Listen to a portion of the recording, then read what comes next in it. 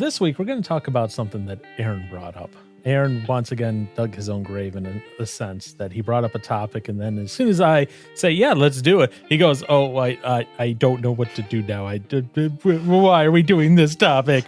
And then, of course, I went ahead and said, oh, we're going to do this topic, and I'm going to branch it off into two further topics, which made Aaron go even more sad on the inside.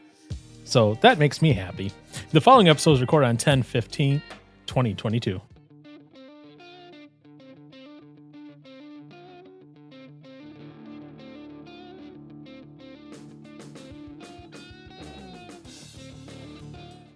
Here at Use Your Words Podcast, none of us are knowingly foolish. Okay, Troll. Yeah, we have thousands of years of architecture we can go over. Would you build your house on rock or sand? Knowing Brewer, sand because it's cheaper.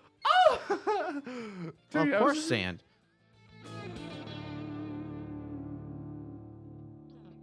You know, they say knowledge and understanding are the beginning of wisdom in all regards. And building your house on top of sand is definitely not a wise thing to do. That's why I had to pull out that intro for this, because, well, I know Josh in a way was being a little facetious. I hope. Please tell me that that's the case, Josh. At the same time, I also believe that one day we could see Josh living in a house down by the river on sand. Oh, yeah. And it's not a van down by the river. It's just Josh in a house down by the river on sand. But anyways, what we're here to talk about is a topic that Aaron decided was like, hey, he's like, I've been thinking about this. And I love how he's shaking his head right now. No. But that he's like, I don't want to do this. I don't want to do this. He's not here against his will, anyone. He's not chained up or anything. If there was video, it would show that we're actually in his house. He could kick me out at any point in time. He could leave at any point in time. I just love your reactions that you give there, sir. Yeah. Why the reaction like this? Oh. Because it's all stuff that, well, I shouldn't say it's all stuff that, it's because it's not something I do very much of. It's not something you do very much of. Okay. So the topic, in case you're like, what's going on? What is going on here? Aaron wrote as one of his ideas. He's like, I just have this idea. It's like the importance of understanding and education. You know, both of those together. Or, well, he did slash, so it could be and or. Yeah. All right. So I'm going to ask this question because I haven't asked this question yet. So I actually don't know the answer to this. Oh, gosh. And part of me hopes that Aaron knows the answer. Oh. What brought this idea up in your head? What brought up the idea of the importance of understanding and or education? Oh, okay. Where did you think I was going? I thought you were going to ask me I thought you were going to ask me a question about if I understood a certain thing. I'm about to say no because I don't know. I already know that's the my answer. thing. I already know the answer to that. But what brought about this idea of the importance of understanding and education? Because that's a very broad topic to begin with. And I think I found two areas where I want to narrow it down in later episodes. But I figured this is the foundation for those two. So I wanted to understand from your perspective what was going through your head or what is going through your head, not necessarily what was. Right. That this was something that you're like, oh, this would be interesting. But what got this going is just from like reading, well, I guess for like the Bible and stuff like that, or just reading in general, and then like watching some movies and just doing stuff in everyday life or whatever. Like there's been a couple moments where like I've been trying to like pay closer attention to things, and then like I start to realize the reasons for certain things. And like, I mean, okay, so as far as like watching a movie or whatever, or a show and stuff like that, is like if you really actually pay attention to something and how like other things like tie back from way earlier in the movie or episodes or whatever you're watching, you have a better understanding for everything. And I was like, whoa, that's actually kind of cool when you understand what's going on. Instead of just like, I don't know. So often I just feel like, okay, hit play, watch something, just like, Whoa, cool. On to the next thing. There were explosions. Yeah, pretty much. That's all I look for. So, and there's nothing wrong with a good popcorn flick, just sitting back watching the explosions happen, the movie just play through. But there's more to life than just watching a good popcorn flick, as I call it. Well, yeah, and it's like, I suppose I can't believe I'm saying this because this just feels like it goes against everything I used to be. But it's like, at times it's actually kind of cool to use the brain.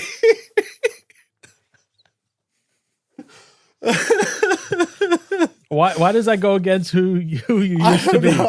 I've always just, I don't know, figure I'm just this wild, weird, do whatever, interesting person. I've never been known for any sort of intelligence or smart thinking and stuff like that. But it's like, it's actually kind of cool when you use your brain and do something good or work it. And I mean, and I guess it makes talking with my nephews and stuff like that from time to time here, especially my oldest one who's just now in high school. Oh, yeah. It makes me, I was just like, man, make sure you just try and do well now. Get that stuff, which is funny because I was told similar stuff when I was in school. Make use of your time now. I would alter that statement a little bit here. Yeah. Make use of your time now. Pay attention now, like in high school, but pay attention to things that ultimately you are interested in. The other stuff, pay attention, yes, because it helps broaden your worldview on things, being able to see things from a wider perspective. And also understand when someone says a reference and you go, oh, I get it. Like if I go butter and guns, do you get what that means? No. Okay. That was an economic philosophy and principle that was done back during the wartime when they were trying to determine how much capacity they had to make things. The example was we can make like 8 guns and 900 pounds of butter per week, or we can make 100 pounds of butter and 30 guns per week. Where is that balance that you need to? But that's an economic thing. That's a thing where you have to, you have to find that balance between the two demands that one, company or facility can make things. That I learned that because of economics. But also at the same time, I'm able to look at other things and, be it history context or math context. And I don't have to be an expert on those things, but the thing is, and the fact is that I understand at least a little bit of it enough to be able to not necessarily be a master of the conversation, but to at least follow along when someone else is talking to me about it. What I'll say is, though, the things that I really enjoyed, the things that were more important to me, which I paid attention to more in high school and college, those are great. They still serve me well. The things that were kind of peripheral, history, blah, blah, blah, I didn't pay attention to so well. I understand a lot of stuff. I see. No, I was nowhere near a straight A student. I was more along a straight C student in high school. That was more me. I was just more middle of the pack, except on certain things which I enjoyed, and on those things that I enjoyed, A's all the way. And I was like, beautiful, cool. That's how my GPA stayed up so high. I got A in band. But if you don't get an A in band, you're really screwing up. Okay. My senior year of high school. Yeah. I had band, orchestra, jazz band, wood shop. That's a great combination. Oh, and orchestra was a weighted A. Oh, dang. So for those of you who don't have weighted grades or never had heard of that, in most cases of A is a 4.0, on a 4-point scale, A is a 4. A weighted A is a 5. Yeah. So I got a weighted A in orchestra in high school. That? I had to write a research paper on the history of an instrument once a year. And my teacher basically is like, oh, this is your paper? Cool, you got an A, and just threw it in the trash. Oh, man, no wonder. No wonder we're getting so screwy in our education system. Hey, you know what? Both of us were taking advantage of it, Yeah. so whatever. No, ain't that the truth? And man? it bolstered my grades from everything else. That's how I still ended up with like a GPA in the 3.0s. Nice. I don't even remember what my GPA was. I never paid attention to it.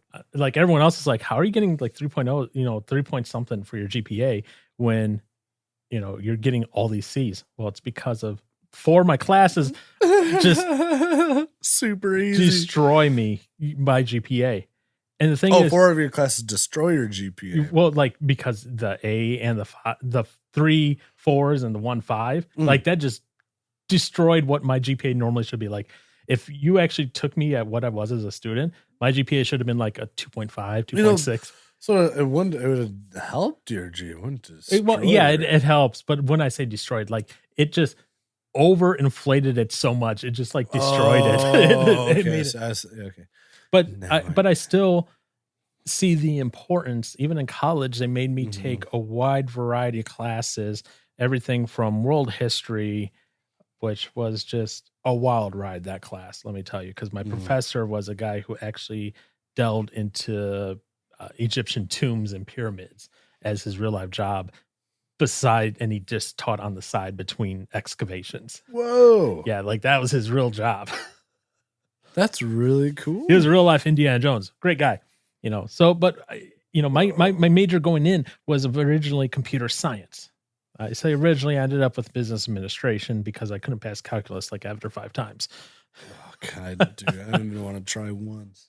It was not a fun experience with all those multiple times, regardless of the fact.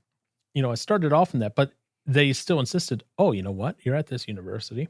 You're going to take world history. You're going to take biology. You're going to take English. You're going to take a second language. You are going to take these other classes to broaden your horizon, philosophy, just to give you an idea of what it's like out in the world. So that way, if you have these conversations with people, you're able to keep up. But also at the same time, when someone makes a claim, you're able to kind of look at it and go, is this real or not? Because there is a lot of stuff that is claimed in this world that is on the surface, looks good, looks real, or we want to believe it because we can't, for whatever reason, whether, you're for big government or whatever, and you're like, oh, this backs up my claim of why big government's good. I need to believe it. Or you're for small government, same thing. It backs up my claim of small government. Or you love to think that, government's out to destroy people and you love conspiracy theories. And therefore this data proves that the government is out there to destroy us. Being able to look and understand an argument and not just go, Aaron, I'm going to talk to you and now you're going to believe everything I say. That's one thing to do, right? And that's a bad thing. You should be able to critically think. I shouldn't say should. You need to critically think and evaluate anything anyone says, regardless if they proclaim themselves an expert or not. And that's the part where a lot of people don't like that, is because you can't just trust the experts. No, you can't, unfortunately. No. Now, I say that with the understanding that sounds like, oh, well, then I see you're a science denier. You don't trust the scientists. You don't trust the COVID, everything, regardless of what you're talking about, science related, whether it be COVID related, whether it be environmental, whether it be anything, health related, gender related, anything, because there's a lot of experts out there. Yeah. And you can say whatever you want to say, and you can have your opinion, and that is perfectly fine. But have some data to back it up when you do that. Well, yes, especially, yeah. Especially if you call yourself an expert on it. Mm-hmm. Have something to back up the claim that you are making. Because the claim that you are making can lead someone to do something that will ultimately be beneficial or detrimental to their life. Mm-hmm. So there's 2 aspects to this. There's the aspect of the person who is the expert, the speaker, and there's the aspect of the listener. Now, normally when you think of that, you go, well, the speaker is the active role, the listener is the passive role. The listener just listens and absorbs the data and then does with it what they do. But my argument is that both should be active. The speaker obviously is active. They're talking, they're presenting their opinions about the data that they have. They're sharing their worldview that they have with you. But the listener at the same time needs to listen, hear what the words, hear what they're saying, but at the same time ingest it and then move it through their worldview, A, but also B, move it through the facts that they know, and then C, through the facts that maybe they need to research and find out. Because just taking blindly what someone else says, and Aaron, you may go and, I don't know, invest in a bunch of property that then makes you lose a lot of money, but makes them earn a lot of money. I can see that. And I wish I was kidding, but that sort of stuff has happened in the past. Oh, yeah. Where people manipulate the markets so that they earn money, but the people that they're selling this information to all of a sudden go, oh, but they care about me. They would never lie to me. And they're just helping me to become rich. Yeah. And then all of a sudden they're out money while the person who was given this false information is getting rich. I mean, we have examples of that through history. Obviously, the easy ones are like the Ponzi schemes, where it's like, oh, give me such and such amount of money, I will guarantee this % return on it.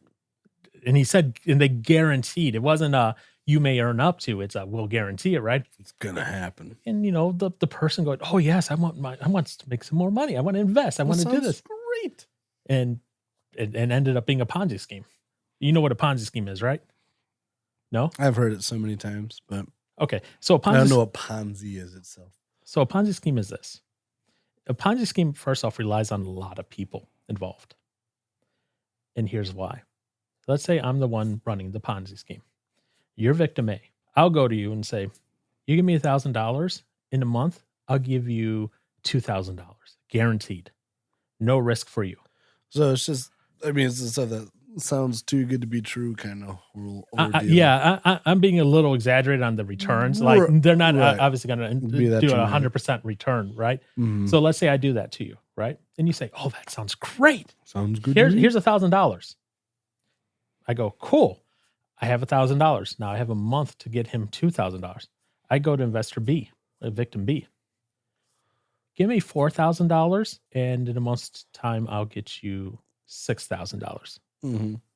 Oh, that sounds great. That's great investment for only a month. Boom. Pays me back, pays me the $4,000. I now give you your $2,000. And then I just keep going up the line and ask and just keep promising more people that they're going to get money. Now, that's in a short time frame, right? And a lot of Ponzi schemes will invest over a long time.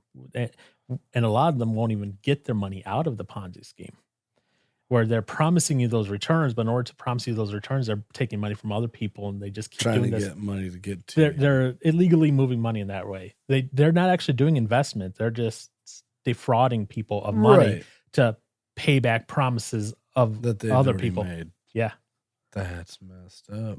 Yeah, they're just moving money around. They're not actually investing or doing anything like that.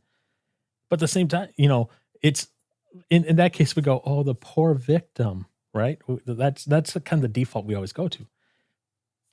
This is going to sound horrible, and it sounds like I'm being disingenuous and mean, but it's also partially on the fault of the person who is investing for them to go over the documents and go over everything to make sure that this is a good thing. It's reputable. That old phrase, if it seems too good to be true, it is, definitely falls in line with this. Carry some weight. So it's important to understand how economically things work. It's important to be educated about how the economy functions.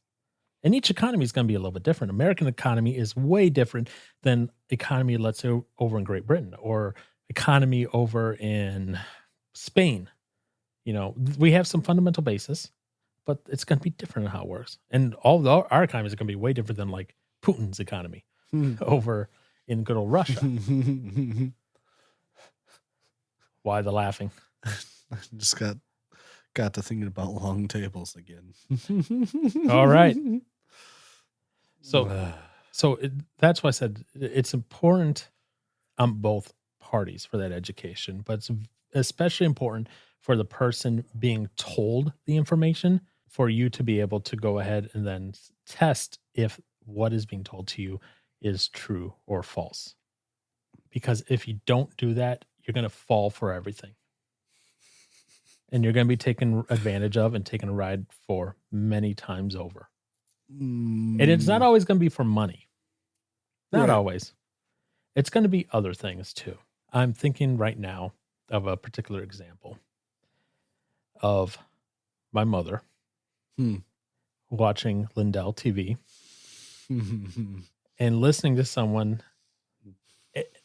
I played Aaron some audio clips of what I listened to while I was at my mother's. And essentially, this lady came on one of the Lindell shows. My mom watches that show religiously. I wish I was joking. I wish I was joking. Okay.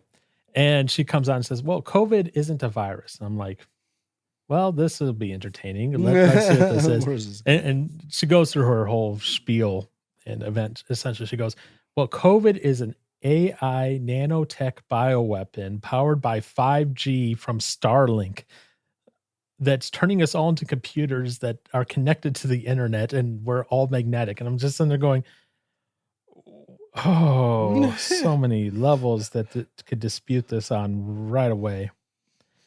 In so many levels, you know, and there's the claim out there. I don't know if you've heard this one or not, that there's graphene oxide within the vaccinations. Nope, I haven't heard that. Yeah.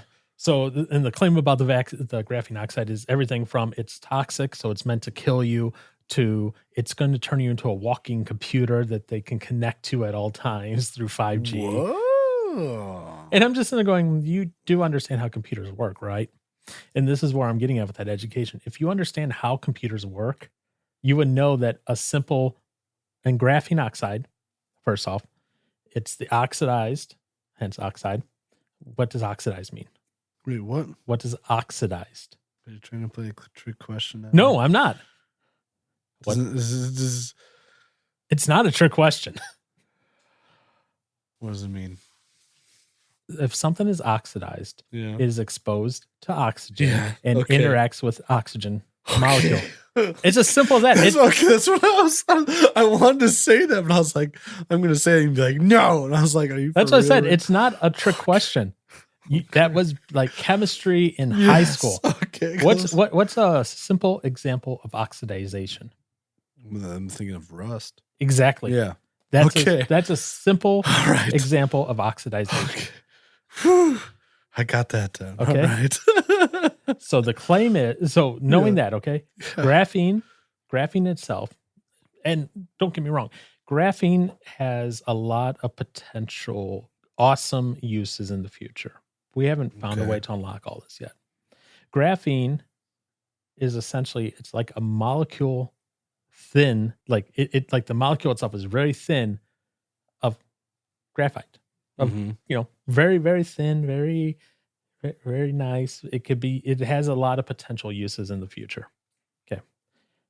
That's cool. It's a metal or a carbon, more like, not a metal, a carbon. So it's a carbon that's interacted with some oxygen. And that's what they're saying is being injected into people. So knowing that, they go, well, because it has a charge, because it's getting the 5G radiation. Okay. We'll come back to that in a second. It then gets a charge and then becomes magnetic. Come back to that, which then also means that you are a walking computer. Okay. Let's look at all three of those claims one piece at a time. The 5G radiation thing is a complete bunk. Here's why. What can stop 5G? What can stop 5G? Yeah. 5G is a very high frequency technology. It's good for putting a lot of data really fast, but it has one big drawback. It is easily stopped by anything. Anything. Our skin blocks 5G from penetrating into our bodies. It can't even penetrate our skins. Again, it's a very high frequency device, technology, but it's very easily blocked. Huh. Okay. What we see as 5G, like on our cell phone, Mm-hmm. that's the technology, right? Mm-hmm. There's actually multiple different technologies of 5G technology. I know, exactly. The one that is most common is most closely related to LTE technology. It's still faster, it's still higher powered, but it's not 5G, quote unquote 5G, which is that millimeter microwave technology but that you go inside a building, dump, it's done. It can't connect. It's like I work in downtown Milwaukee. Mm-hmm. I work in a glass skyscraper. Yeah. The glass, I lose my 5G connectivity as soon as I walk in through the glass. I only can get LTE. Whoa. That's why Interesting. on your cell phones nowadays, right? Yeah. There are special areas where there's a 5G antenna to increase the 5G reception. It's outside of the metal of your phone or the glass of your phone Mm-hmm. because materials quickly and easily block 5G. It's wild. So the claim is that this is a material that, when injected into your body, is powered by 5G. When it can't, yeah. It can't even penetrate your skin, and it cannot penetrate most buildings. And you're going to be like, well, I'm looking at 5G on my phone. Yeah, that's the 5G that's really closely related to the LTE, not the true 5G. Not the true 5G. I know, it sounds like you know what? Go and look it up yourself. Please do that. What, the true 5G? Like, look up 5G tech and how it works, because when you start reading through it, it is quite amazing. In fact, there was an episode, I'll link it in the description in the show notes, that I did where I went through and talked about all the different parts of the 5G technology. And because this is back, remember when COVID was just starting out and people were tearing down 5G towers because they were saying that's how COVID was spreading?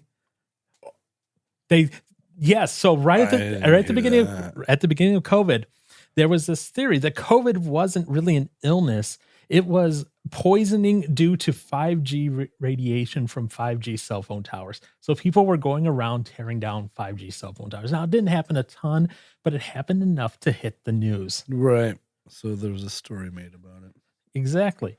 But there's that conspiracy theory that started way back then that 5G is spreading COVID. And it's still going today where, oh no, now it's powering this little nano AI thing that apparently is replicating new viruses in our body that's killing us, according to this person. Okay. So that's step one, right? Step two, they go, oh, it's a computer. It's a little computer in our body, right? Do you know how complex computers are and AI is? It is very complex. I say way beyond my knowledge. It is more complex than a single molecule of graphene oxide could accomplish on its own. And they go like, oh, but it's nanotech and it's and that's her argument. She goes, look at all these patents that all these companies have on these nanotech, right? Okay. Let me ask you a question. And I'm being serious here. Mm-hmm. How many patents does a company like Google have, or Apple have, or Facebook, or HP?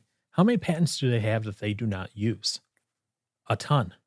That they don't use? Yes, because they're researching technology. They're saying this might be something, so we're going to patent it. And then it just turns into nothing. It turns into nothing, or it becomes inefficient to use, or it becomes something that isn't going to work as well as they want, but they at least have the patent for it still, but they never use it. So the theory is, the concept is that if they own the patent, therefore they're doing it, is not a good argument. It's not necessarily true that is the case. Someone could have a patent and not use it. Now, don't get me wrong, patents are very lucrative. There's a lot of money involved in patents, because if someone else makes a product that needs to rely on or is close to your patent, then you're going to make a ton of money. And sometimes companies will file patents just to do that. Mm-hmm. But her argument is, these companies have these patents, therefore that's what this COVID, she calls it a bioweapon. That's what this COVID virus is because of these patents. I don't even need to know what all the patents are, right? to know that that's not necessarily true. Because of the fact that you can have a patent and not use it. Now, don't get me wrong. To someone like my mother, this is like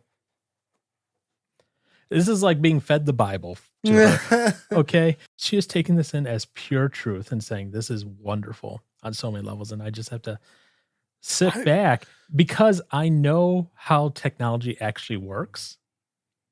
I know that this little molecule does not have enough processing power, A. B, where is it getting its power supply from? And C, how is it getting its network connectivity? And D, how is it getting its commands and software operating system? And E, how is it being maintained within the system when our own body removes foreign materials over time? So I have all these questions and comments. And she goes, and this is how I know immediately that I'm not going to be able to win over anyone on an argument on something.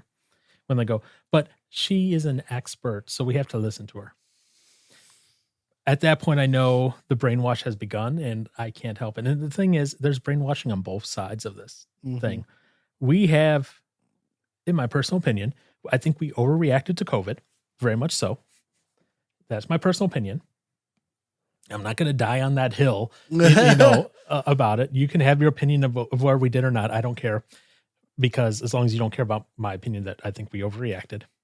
But at the same time, I think there's brainwashing on both sides. There's the brainwashing of I got to have my 5th, 6th, 7th, 8th, 9th, 10th, 11th, whatever booster.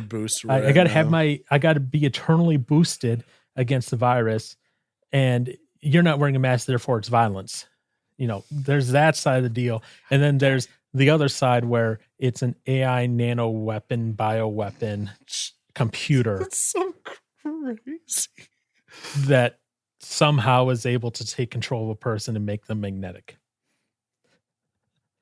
Which I'm still not magnetic, so I want a refund on this whole thing. On this whole thing? Yeah. I'm not magnetic. I should be magnetic by now, if it was true. But I'm not. Yeah. Because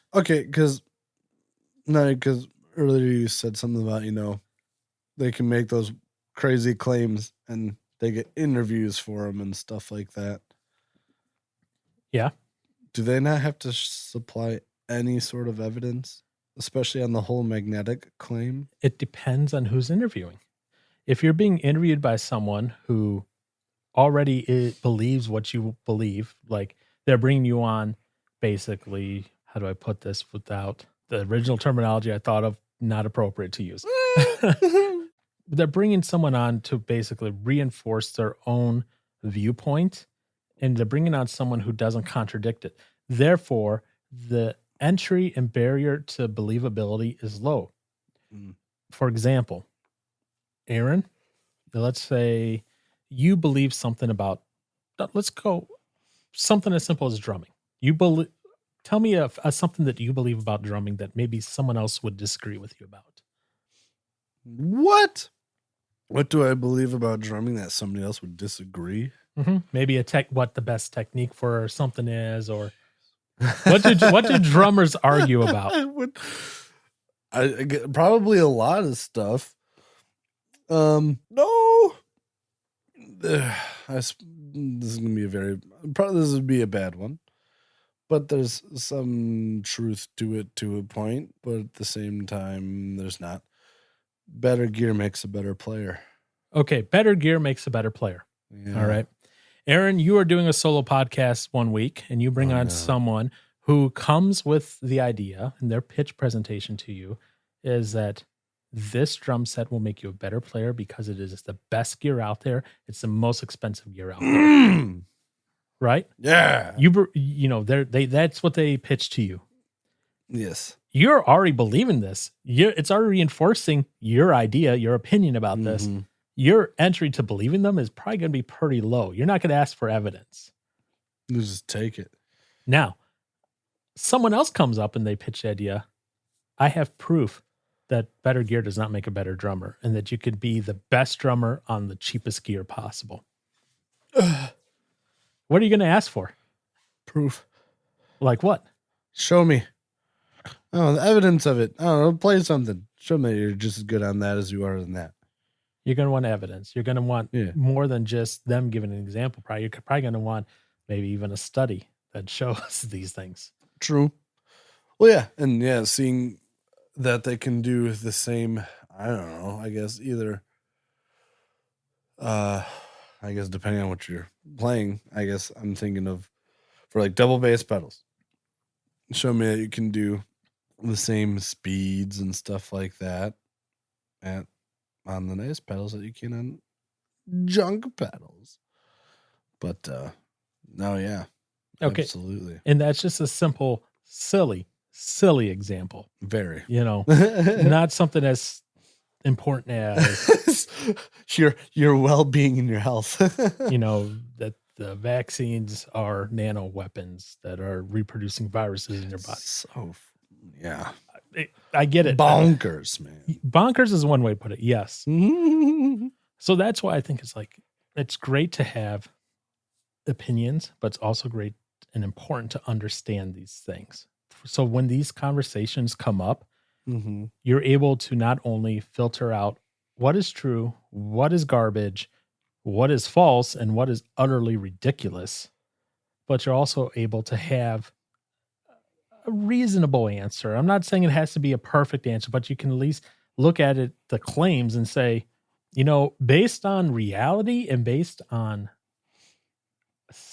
science, this is why it's false. This is why it's not true. I don't need to know every little piece of detail about this nanovirus, artificial intelligent nuke weapon, whatever that they're injecting, apparently. Nuke weapon. But I need to know some of the other stuff. What is graphene oxide? What is 5G radiation? How do these things interact? And when looking at it that way, I go, wow, okay. These pieces right here are false, which now sheds light on the rest of it as probably bunk.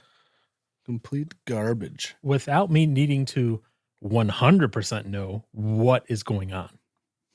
So I think it is important to have a very foundational understanding of, you'll hear people say, of reality, because they'll use that for political reasons as well, especially tied back to the whole Trump and January 6th thing and all that fun stuff. But as long as you have a good understanding of history, you'll understand that, things happen sometimes in countries outside of our own. You'll also understand that our country hasn't been around for that long. No. And it hasn't, and it's been stable for a lot longer than a lot of other countries have. There's always been some sort of turmoil in that. And I'm not saying that we need to, but part of me goes, are we on the path to some sort of turmoil, some sort of shakeup where we change things and where things get a little bit different? So, well, I always wonder now, because and I've heard from people that I've been involved with, or as far as the history stuff goes, because nowadays, history does seem very interesting. The only thing that makes me not want to just dive into is one, I was where do I even start for digging into history stuff, I guess. And then it's how far back do I have to go with some things, I suppose, for history. Because one of the things that they'll say is history was written by the winners. Yeah. So would what we teach in history be different from what another country teaches in history? It very well could be, but it's also, it very well could be, but no. So here's what I mean by that. If you want to look at history written by the winners sort of thing, let's look at, I don't know, the Revolution, where America said to Britain, go away, we don't want you. Right. I'm paraphrasing the entire war here very poorly. Obviously we know what happened, but a lot of that is going to be from, well, to be honest, the American perspective. And even over in Britain, they're going to teach it that way too. So in the from the American perspective, most of the facts are going to be agree. So where I would say is in the short term, maybe it would be different. A good example of this would be interesting to watch whenever we get done with the Ukraine thing, what does the Ukraine people teach? What does the Russian people teach? And then 50 years later, what's taught about it by both parties? Right. That'd be a prime example of that. Now, obviously, you're going to have to wait some time to see that in real life. But historians historically have said, yeah, history is written by the victors. And I get what they mean by that, because if you're the losers, at least in ancient times, not more modern times, but in ancient times, you're the losers. You're pretty much wiped out or enslaved. Right. What you say doesn't have any... Yeah, too bad, too sad for you. Yeah. Modern times, it's, hey, you're going to have both parties going on. And there's another key example of understanding history. Ukraine and Russia and Crimea and all those little components and parties involved. That is a war that from the get-go has been interesting, but at the same time has been going on for a lot longer than most of us realized at first, because they have been having skirmishes, I guess you could say, disputes more like between especially Russia and Ukraine for years now. It's only now escalated to this heated war where things happen. So when you look at that from that perspective, it's like, wow. Because you go around and you look on Twitter, you look on Facebook, you see everyone's profiles with the Ukraine flag on it and everything. And they're thinking this is just a recent upstart. This is a recent development in the war, but it's not. This has been something I'm trying to remember what year it started. Was it like 2013, 2014, something like that? But it's been going on for a while. But the whole thing with them. So do you know when Ukraine went independent? No. 1918. They declared independence. Wow. That's some time ago. A while ago, right? Yeah, so they declared their independence from Russia back in 1918. But even then, right? Things continued on. What happened in 94? What happened? I wasn't even born yet. I know. I didn't know if you would have learned that history class. So that's if I even paid attention in history class. Yep. So 1994, it was said that Ukraine had to hand over nuclear weapons in exchange of security guarantees for those and to territorial integrity. They had to hand those nuclear weapons over to Russia. Yeah. Yep. And because of that, right? Because of that declaration from Russia that, hey, hand us nukes or else, that's when they started the war. They started a war against the West against Russia. At that moment. 94. Wow. In February and March of 2014, it annexed Crimea from Russia. So, I mean, this has been going on for years now. And now it's just coming to it has come to a head, I suppose. Yep. Russia started an open invasion in the Donbass August 2014.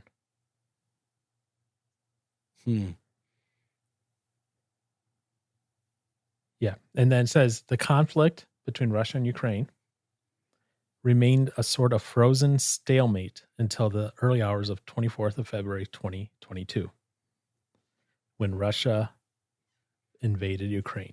Russian troops now control about 20% of Ukraine's internationally recognized territory. Which I guess, Okay. I suppose that's probably more than I'm thinking. 20% is a decent amount. Right.